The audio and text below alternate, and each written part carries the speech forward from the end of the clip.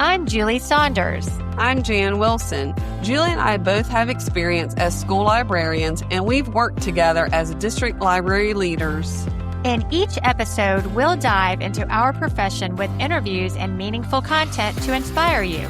We're not experts, but we're pretty close. The ideas and opinions shared by any host, guest, or listener are their own and do not represent those of any respective school district. Welcome to Library Exchange. This episode is supported by our friends at Kids Discover. We are sure you remember the beautifully written and illustrated Kids Discover magazines on topics like the American Revolution, ancient Egypt, and ecology. Now, their digital platform, Kids Discover Online, is fast becoming a favorite for K-8 students. It offers an entire library of science and social studies content with multiple reading levels and a suite of features, making it accessible for every learner. Ready to try it? Visit kidsdiscover.com/digital to get 60 days of trial access for your entire school.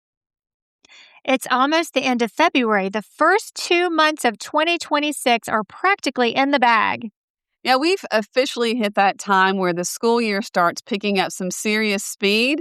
And since things are moving fast, remember the best way to keep up with us is on social media, Library Exchange on Instagram and library.exchange on TikTok. We would love for you to follow us to get a preview of upcoming guests and clips from interviews. Exactly. We're all about building that community, which is fitting because our guest is no stranger to the power of collaboration. Today, we're joined by Nick Moore. Nick is in his second year as an elementary librarian, but his path is what's really interesting. He was a veteran fifth grade teacher at a STEAM school who collaborated often with his school's librarian and saw what the profession could offer. He was hooked. Yes, that's the impact we talk about. Nick was a recipient of the 2025 Jason Reynolds Simon & Schuster Travel Grant to attend the ALA conference in Philadelphia last summer. We're excited to have your energy on the show today. Welcome to Library Exchange, Nick. Thank you, guys. I'm excited to be here and share with y'all. So, Nick, let's start by giving a shout out to that librarian who inspired you. Oh, gosh. Okay, we have to go to my old school, my special librarian friend I still talk to. I still text and ask questions and bother, and I feel like she might ask more questions than me, but Julie Pizzola is so amazing because she literally showed me what a school librarian could be. I honestly just thought in a building, there were teachers, the principals, the custodian. That's it. I did not know what a school librarian was. I mean, they were there in elementary school, but she just was there. That was it. Like, so seeing Julie do all the great things and give us resources and, hey, I'll do this with you. Oh, you want me to take over? I can do this, or just collaborate on a lesson. She was honestly amazing. So Thank you, Julie. Yeah, so yay, Julie, but not you, Julie. The other. Well, yay, me too. Yeah. You. So, Nick, to set the stage for our listeners, can you tell us about your school, the enrollment, number of staff, and the community that you serve? Yeah, of course. We have over 800 students at my school. We have over 60 staff members. We're K-5. We have units, our autism integrated unit. We have our core classroom for, children who might need some help with behaviors and such. And then we have our special needs pre-K. So we're a really big school. That's kind of what I'm used to. And then also we're arts integration school. We're the first school in our county to get that. That leads me to my first question. What does it mean to be an arts integration school? So being arts integrated, it simply means that we integrate the arts into the lessons that we teach. So people automatically think, oh, you're just coloring, painting, drawing. No. That happens. However, we also bring in dance, we bring in theater, we bring in music, we bring in, drama, multimedia, digital media. Like, we bring in all aspects of the arts into the lessons because it helps the students learn. It gets them up. It gets them being creative. It gets them to try to learn in a different way instead of, okay, we're going to stand at the board, we're going to write, we're going to teach, the end. And I love that all of our teachers and specialists, and myself included, we get to be involved in that. I can't imagine how awesome that is, especially at the elementary school level for those kids who are drama or art. I mean, it's the foundation for everything you do. But it's fine arts also. I'm sorry, I just want to interrupt because that's what's amazing. And what I heard you say was digital arts as well. So really anything related to fine arts. That when you said arts integration originally, I was just thinking like you said, drawing, painting. Mhm. That's it, you know? Digital media, yeah. So, listeners, you have to see this for yourself on Nick's Instagram. He posted fifth grade 3D animal and plant cell projects in January that are a perfect example of students being content creators, not just consumers. Nick, can you tell us a little bit about that project? Yeah, I love that you said that because going into the library, my main goal throughout my time at West Georgia, getting my master's, getting my specialist, getting my school librarian certification, I knew I wanted students to be producers, not just consumers, because we consume media all day long. It's everywhere. The kids are getting it, babies are getting it. It doesn't stop. They need to be able to understand what they see. However, they also need to be able to create and also show what they're learning. So that was the biggest thing I wanted to do. So I partnered with my tech integration specialist, Lindsay, who is so amazing. And I forced her to do all the things. And she has ideas and stuff. And she knows that I'll be like, hey, let's do this. But she's also forced me to do things too. We just thought we need to support some of the classes and give them something that they can use for their arts integration projects and also kind of help the teachers out because that's our role. We want to support the teachers. We decided to do sales, but I know the normal thing is let's build a 2D sale. Let's get crazy, let's get crafty, let's get the glue, let's get the foam ball. But we said, okay, let's take it a step further and let's use Tinkercad. In Tinkercad, you can build 3D models and it's just a really fun time for them to kind of explore and get hands-on. Because if you don't let them get hands-on at the beginning, they're going to do it throughout the lesson. And at the end, you're going to be like, okay, what happened? So it's a fun way for them to kind of explore, build, and they were able to make animal cells, plant cells. And we also talked about bringing in CLA concepts. We focus on metaphors. And they were looking at a video from Toy Story because who doesn't love Toy Story? And they compare each of the organelles for the standard, like the nucleus, the cytoplasm, cell wall, and such. They compared those to a toy in Toy Story in Andy's room. So that was pretty fun. And we had to make sure they knew what metaphors were and share and talk about it. And we even included the teachers and we're like, what's your favorite metaphor? And so they would give us something and we kind of add to our bank of metaphors. Can you give me an example of how you tie that into Toy Story? Because I saw that it was about Andy's room. Can you give me an example to help an old brain? So let's focus on the nucleus in the cell, right? We know the nucleus is the brain of the cell. It tells everybody what to do. So the kids had to look at a scene from Toy Story. We played a clip and they saw how the toys interacted, what they said, what they did. And of course, we know Woody is like the nucleus of the cell. However, students were coming up with other things. They were like, hey, I feel like this toy might be the cell. I think they were bringing up the piggy bank because he's pretty bossy. As long as you explain your thinking, you can't be right or wrong. So Right. they did a wonderful job of doing that and bringing up other stuff. And we did all the fifth grade classes. So everybody had different concepts that they brought up. And to hear what another class did, it was just so cool to kind of have that peer-to-peer collaboration as well Mhm. during that. Yeah, and to be able to defend their choice. Love it. Love it. I love how you had them explain their thinking and hitting on those critical thinking skills. But wow, how great that you brought in engineering concepts with the 3D modeling Yeah. and the Tinkercad, along with the metaphors with language arts. That's really incredible. Yeah. We're waiting on our tech teacher. We're going to see which one is the best and 3D print it. So we're excited. That's gonna be something to see what they do. Where did they get some of this when they were looking for their information? I know that you had Toy Story as the foundation for comparing the characters, but did you use any databases with this particular project? The first database is, of course, the teacher, because they teach the lesson. That's where that collaboration came in.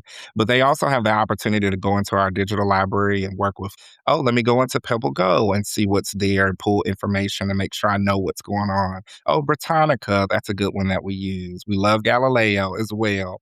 So they kind of have their freedom of their choice, but we always talk about which database is probably going to be better for what you have to do.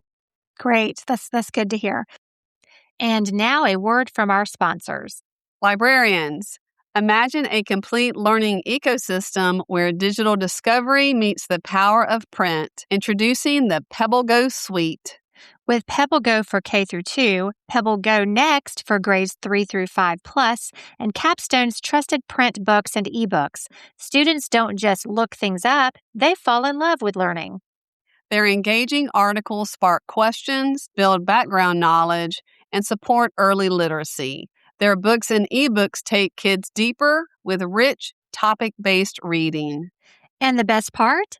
It's all standards aligned, built for ELA, science, and social studies, and available in English and Spanish, giving districts real instructional impact across every classroom. Where curiosity starts and learning grows, PebbleGo. So, you also have your students engaged in a body biographies project. How about walking us through the students' experience from beginning to end? So, in the body biography, essentially, the first thing you have to do is you have to trace the body. That's the kid's favorite part. Laying on the floor on butcher paper and somebody tracing them. As an adult, we did this with our Kakam library group, and it was very uncomfortable, but you laugh, you have fun, Aw. but you're like, oh, that's what I look like. But the kids love that part. They get to trace themselves, and you kind of get to go about it a different way. So this time we're going to work with first and third graders. Mhm. So you'll see the difference in the bodies, but you kind of get to go and look at, okay, we knew the first grade, we didn't want to make it too complex. So we're focusing on the head, the heart, the feet, the background, the hands. So you look at, okay, with the head, what do they focus on? What do they think about? You know, that's where your brain is. So what's your character thinking about? And then the heart, what do they love or who do they love most? Hands, what do they help towards? Because we know Mm. helping hands. And then their feet, what do they stand on? In the background, you kind of make it simple. What is going around them? Mm. That's kind of what that body biography is set up as. In third grade, we're going to take it a step further and bring in the spine, what holds them together. So that's what the body biographies look like, and they get to draw it out. You can do it on the computer. We're going to do it physically because it'll be more fun, and we want to kind of do some, that multimedia, have different levels to it. So that'll be our process when we do it. So they work in groups, right? And then they trace someone's body on the paper, and then they're researching about this individual. So this could be anytime you do a biography in any subject area. Yeah, definitely, of course. I've done it with novel studies. We focus on the main character, Oh, other characters in the book. We've done it with Hispanic Heritage Month, with Black History Month. And what's nice about this one is, once again, my tech integration specialist, who I throw into everything, she's bringing in the VR. So the kids are going to see Rosa Parks on the bus and what that looked wow. like. And first of all, what a bus looks like, because they know the school buses, but in my area, we're in the suburbs. We don't have public transportation. It's going to be a little different to see, like, this is what a city bus looks like. And they'll actually be able to sit on the bus. So that's going to be very exciting for them. Wow, that is so They're going to focus on Rosa Parks. We are going to allow them to bring in other characters throughout Black history that have made, big changes, because they might have something that we didn't think Mhm. about. And then you could share that. That's wonderful. But they're essentially going to go through our databases. We'll go to PebbleGo. We'll go to Britannica. That'll be a big introduction for our first graders to go beyond Brain Pop. PebbleGo. Mhm. So that'll be really nice for them to kind of see, okay, how can I find this in Britannica? Because it's such a nice, clean, easy way to view it. And then third grade, they'll focus more in Britannica, Gale, and context. And then we'll kind of extend it and show them a little bit of Galileo. great. So, Nick, you clearly put in the work to make reading part of the DNA at your school. Do y'all see how I made a reference to the earlier cell project there? Mhm. Anyway, how do you create a culture of reading and bring in business partners to help at your school? Oh gosh, I love this question. I love our reading culture. I love reading. I've always been a reader. I've always gone to the public library. I remember as a kid, I would have multiple books, and my parents would be like, "Are you sure you just don't want one?" I'm like, "No, I'm going to read them all." And I would read them all. And so, what I like to do in my library and in the school is I reflect that. I have an area where they can see what has Mr. Moore read so far, and I challenge the kids, beat me in we use Beanstack to log our reading minutes, kind of make it fun. It's a gamified reading site where you can compete, you go through challenges, you're able to give them prizes or just use it to pull reports to see their minutes. We just got off a great teacher read off that our library association, CACOMS, did for the county. And we took it a step further and we went almost to the end of the next month. And I gave out prizes to our staff because that's huge. On top of their work, on top of their family, I'm logging minutes and going in, being deliberate about reading because they do read, but now you're taking it a step where, okay, prove that you're reading, go into Means and log your minutes. So it was nice just to give them something and thank them because the kids were like, oh, you're in last place? You only have 20 minutes? Oh, you're not at the top? And I was at the top, of course, the whole time. I mean, because I You just kind knew of I had to win, you but have I did. I to. made sure others got prizes. I made sure they got prizes. But for me, it's just very easy. I'll call somebody and I'll be like, "Hey, tell them what's going on, what you're doing, why is it Mhm. important to see what they can give." You know, our movie theater has given tickets. Our bowling alley has given tickets. Our skating rink, they gave us passes. They gave us a birthday pass for 9 to get in free. Our Starbucks just recently gave us for the teachers coffee, mugs, cake pops. I say call everybody because sometimes what I hear is, oh, we were wondering who to donate this to or who we could help. And I'm like, schools, always Mhm. schools. Like that's the number one on your list. So I say go out and ask. Do not stop. Don't feel bad. Nick, you mentioned before we were recording about a Black-owned bookstore, and the public library is close to your school, correct? Yes, they are literally within about 5 minutes, I'll say. Mhm. So it's so nice to have a bookstore, a Black-owned bookstore. It looks like our students. Our school is pretty much a Black, Hispanic students. Those are our largest populations at the school. But to have a bookstore that recognizes that and supports us, it's the Bookworm Bookstore. It's in downtown Powder Springs, and we love her, Julia Davis. She will give, she will support. She does a food pantry, and that's helped a lot of our families. She has her reading programs that she does for the communities. She came to our school and did a book fair once, and that was nice because I didn't have to ring anybody up. But that's so perfect that she's there. I love that she's there to extend what we're doing in the building into the community. And then our public library, that's even closer. I would say that's about 3 minutes. And they are always doing things. And Dana, she's the children's manager there. And she comes to the school, she speaks, she, has her programs at the library. They're going to do a really big thing coming up. I'm trying to remember the name, but the bookstore is also partnering with them where we have their reading event for essentially anybody to come, but it's really close to us. And they have all types of authors come out and share. So we love that they go beyond what we can do because, once they're at the building, I can only do so much. But now they go beyond that on the weekends and stuff. So I love having both of them. So I have another question from something you mentioned to Jan and I previously, and that is, I believe you said that your principal noticed that there was an increase in the number of boys reading. How do you think you've influenced that? It's being educators, we don't brag on ourselves. We don't, we just don't do that. And we sometimes don't notice all the good things that we've done. And I'm still that way. So to hear from them last year, they were just like, hey, like we've noticed boys having books in the cafeteria. And it's not just our boys, but, we see that boys, they are not reading, especially past elementary as much. And Mhm. especially our students of color. So to hear that and to see that they want to come in the library, they're always like, are you doing open library lunch today? We want to come in. And sometimes I can't, but I'm like, they just make me want to do it so Oh, bad, especially our fifth graders. They come and they love reading, and I love that for them because once they leave me, I'm hoping that they take a piece of, let me always know that the library is there for us. that's That's what I'm amazing. always hoping they take away. Yeah, we don't like to boast, but Nick, the power of you modeling has me thinking not that my children's librarians weren't great, but I would have loved for my boys to have had you as a librarian because I do think there is a stronger impact when they see someone like them Yeah. doing what you do. So Absolutely. take that Wow. compliment from your principal. Yes, absolutely. You deserve it. So, as we wrap up, remind everyone how they can follow you. So you can find me on Instagram and Twitter at Learn Teach More. So I'm very excited about that name. That was like 5 years, 6 years ago or so. But you can follow me on there. You can message. You can look at all the pictures. I try to share everything that we do. They know at my school, if I have a camera, I'm taking it for a reason.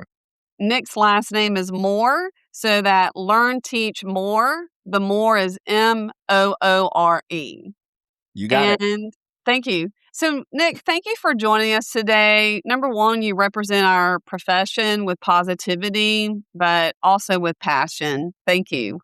Thank y'all. Thank y'all for having me. I'm so excited just to share the good things that we do and what others can take. We always learn from each other. So that's what I love about it. And especially even on social media, I'm like, we have to do that. I love that. Or I just love that people are doing those things. Yeah.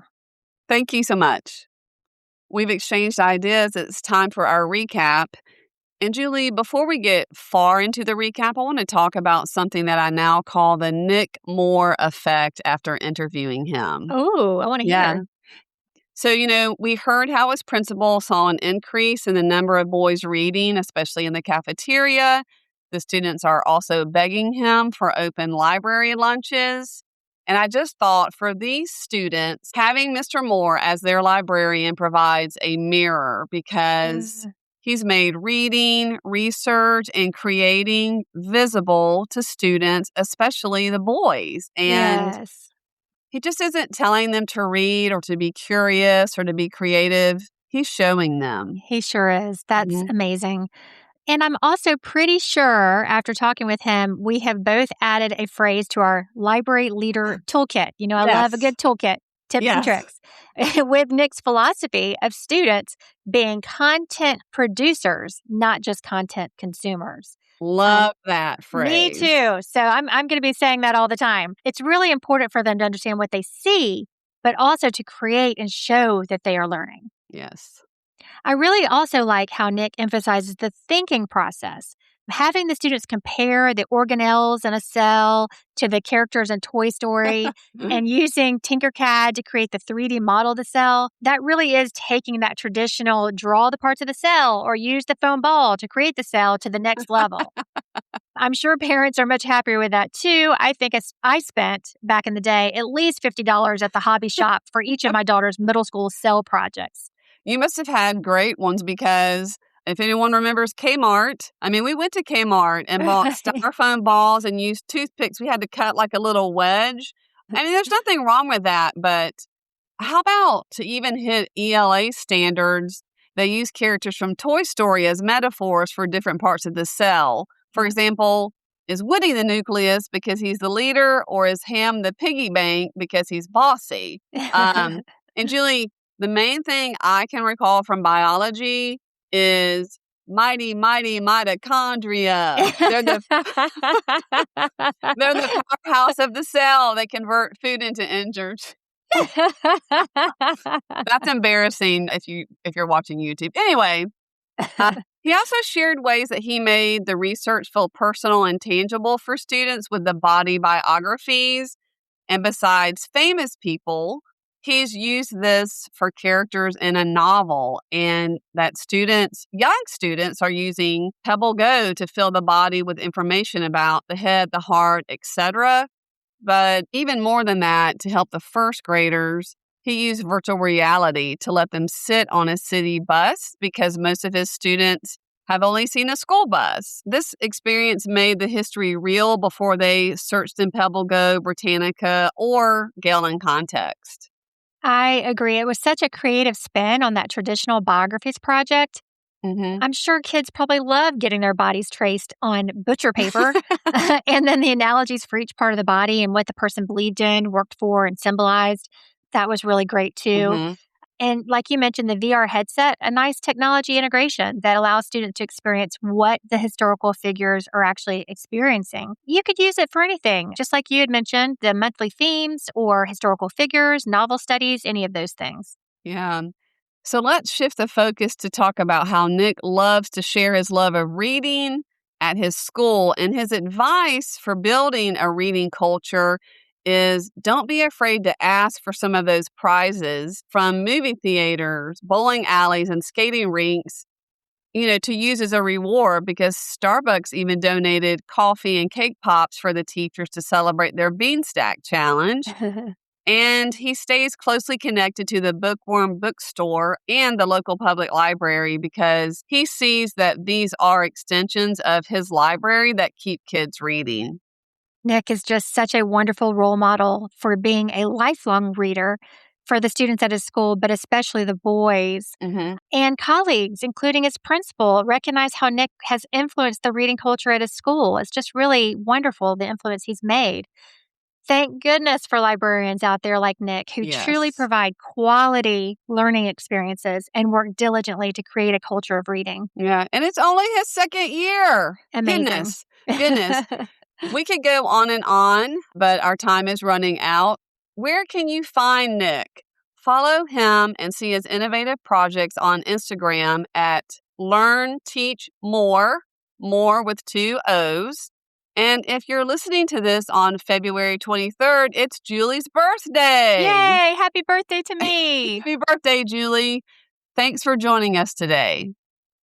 Make sure to visit our website at www.libraryexchangepodcast.com. You'll find episode notes and links. You can even submit your questions or inspiring stories that may be featured on the podcast.